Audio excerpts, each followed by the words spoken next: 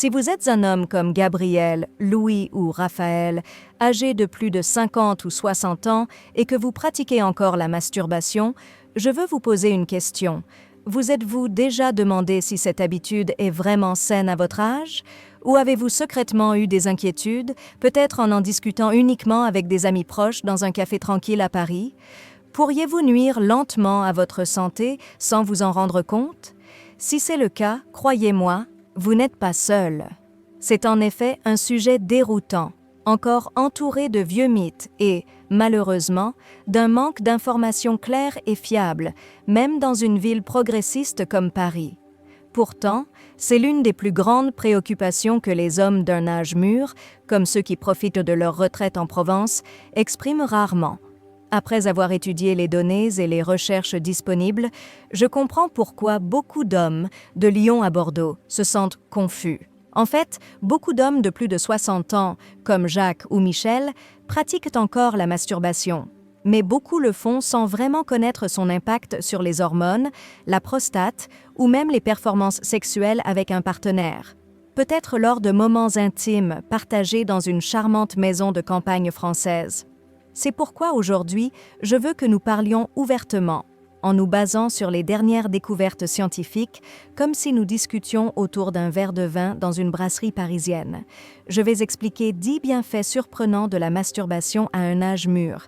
Ensuite, je présenterai 10 risques ou effets négatifs que vous devez connaître pour que cela reste une habitude saine, afin que vous puissiez profiter des plaisirs de la vie de manière responsable.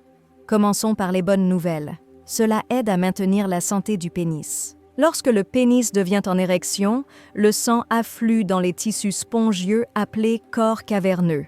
Considérez cela comme un exercice léger spécifiquement pour le pénis, un peu comme une promenade matinale le long de la Seine. Cet afflux sanguin régulier aide à maintenir l'élasticité des tissus, ce qui est crucial pour conserver des érections fermes avec l'âge, que vous soyez à Marseille ou à Toulouse. C'est bon pour la santé de la prostate. C'est un point important. Plusieurs études majeures, y compris une recherche significative de l'Université de Harvard, ont trouvé un lien entre des éjaculations fréquentes et un risque beaucoup plus faible de cancer de la prostate, une préoccupation pour beaucoup de Français comme Antoine ou Philippe. La raison est que l'éjaculation régulière aide à éliminer les déchets ou toxines des canaux prostatiques. Cela renforce les muscles du plancher pelvien. Pendant l'orgasme, les muscles du plancher pelvien, comme le muscle pubococcygien, se contractent. Ces muscles sont essentiels pour les érections, le contrôle de l'éjaculation et la prévention des problèmes d'incontinence urinaire qui surviennent souvent avec l'âge, en particulier pour des hommes comme Jean en Normandie rurale. Cela réduit l'hormone du stress, le cortisol, à une époque stressante, que ce soit en naviguant dans la circulation parisienne ou en gérant la vie familiale, l'orgasme peut réduire les niveaux de cortisol. Un cortisol plus bas aide à maintenir une pression artérielle stable et un esprit plus calme. C'est donc comme un remède naturel pour la santé cardiaque et mentale, semblable à une soirée paisible dans un vignoble français. Cela incite le cerveau à libérer des substances chimiques du bien-être. L'orgasme déclenche la libération de dopamine qui stimule la motivation et le bonheur, et d'oxytocine, souvent appelée l'hormone du câlin, un peu comme la chaleur d'une réunion familiale à Lyon. Cette combinaison améliore l'humeur et le confort, ce qui est excellent pour la santé mentale. Cela aide à détecter les problèmes physiques.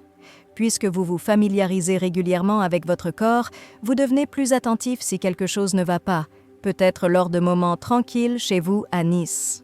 Beaucoup d'hommes, comme Pierre ou François, découvrent des signes précoces de cancer des testicules, des plaies ou des bosses suspectes pendant la masturbation.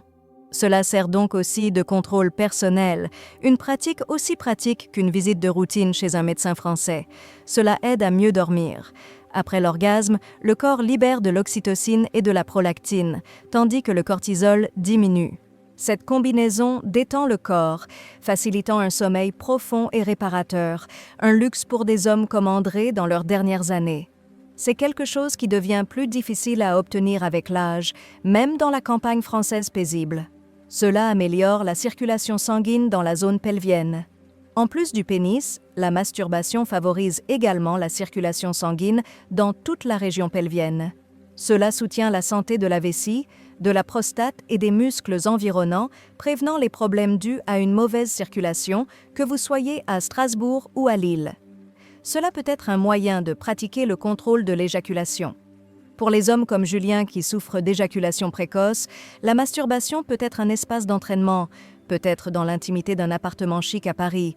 Vous pouvez essayer la technique Stop-Start pour apprendre à lire les signaux de votre corps et contrôler quand éjaculer. Ce bénéfice peut se répercuter sur l'intimité avec un partenaire. Cela maintient le désir sexuel et les voies neurales actives. Le cerveau est le plus grand organe sexuel. En vous stimulant régulièrement et en fantasmant, peut-être inspiré par l'ambiance romantique d'un château français, vous maintenez actives les voies neurales liées à l'excitation. Cela aide à préserver la libido, même si vous n'avez pas de partenaire stable, comme beaucoup d'hommes célibataires à Bordeaux. Mais ne vous concentrez pas uniquement sur les avantages. Pour rester en bonne santé, vous devez aussi comprendre les risques.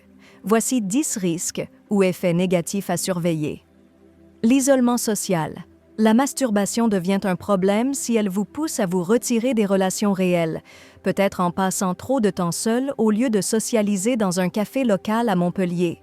Si ce n'est plus un complément à une vie sexuelle saine, mais remplace l'intimité avec les autres, c'est un problème. La solution est d'être conscient des limites. Faites de cette habitude un complément, pas un substitut, aux relations avec vos amis et votre famille. Les micro-déchirures de la peau. Si la masturbation est trop brutale ou pratiquée sans lubrifiant, la peau peut s'irriter ou développer de petites déchirures, une préoccupation pour des hommes comme Claude à travers la France. Ces petites blessures peuvent provoquer des irritations ou des infections. La solution est simple. Allez-y doucement et utilisez un lubrifiant à base d'eau, facilement trouvé dans n'importe quelle pharmacie française. La désensibilisation. Si vous stimulez toujours de la même manière, avec la même pression et le même rythme, votre cerveau peut s'habituer à cette seule stimulation. En conséquence, il peut être difficile de ressentir de l'excitation avec une stimulation différente de votre partenaire, que ce soit dans un cadre romantique à Cannes ou ailleurs. La solution est de varier souvent votre méthode, rythme et focus. Masquez les problèmes de dysfonction érectile.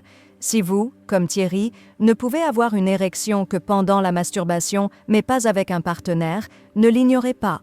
Cela pourrait signaler des problèmes graves comme une maladie cardiaque, le diabète ou des problèmes hormonaux, des préoccupations courantes dans la population vieillissante de France. Si vous remarquez ce schéma, consultez rapidement un médecin pour un traitement approprié, peut-être dans une clinique à Lyon ou à Paris. La compression nerveuse due à une mauvaise posture. Beaucoup d'hommes, comme Vincent, se masturbent en s'asseyant sur une chaise dure ou en se penchant, ce qui peut comprimer le nerf pudendal dans le pelvis, provoquant un engourdissement dans la zone génitale ou des douleurs pelviennes. La solution est de trouver une position confortable, comme s'allonger avec un oreiller de soutien, une pratique aussi sensée que de se détendre dans une maison française confortable. L'utiliser comme une évasion émotionnelle malsaine. Si la masturbation devient votre seule façon de gérer le stress, l'ennui ou la colère, peut-être après une longue journée dans une ville animée comme Toulouse, cela peut devenir une habitude malsaine.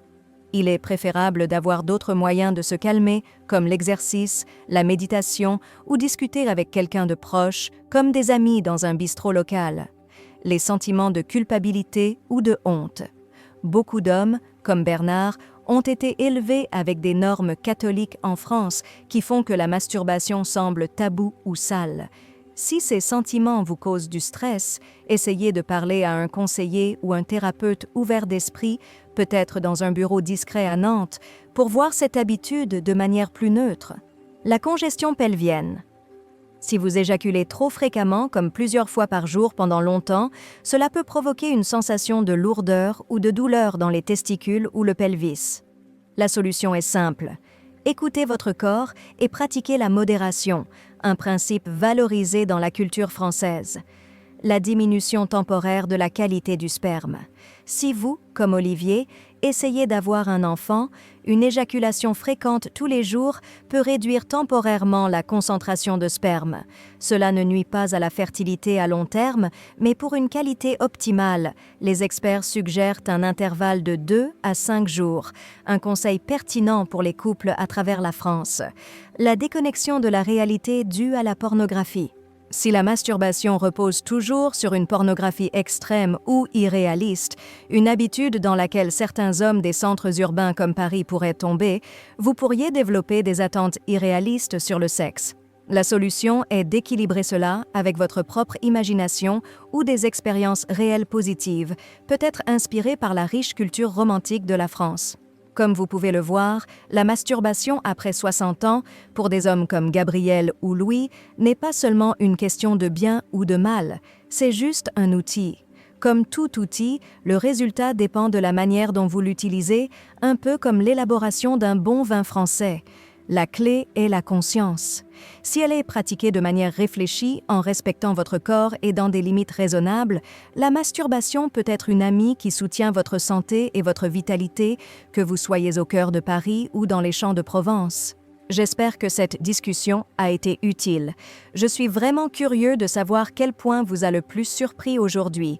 Écrivez-le dans les commentaires, peut-être en savourant un café dans un café français. Continuons cette discussion importante ensemble. Si vous avez trouvé cette conversation utile, cliquez sur j'aime, abonnez-vous et activez la cloche de notification pour ne pas manquer la prochaine discussion. Restez en bonne santé, prenez soin de vous et à bientôt dans la prochaine conversation, peut-être autour d'une baguette et d'un verre de Bordeaux. Oui.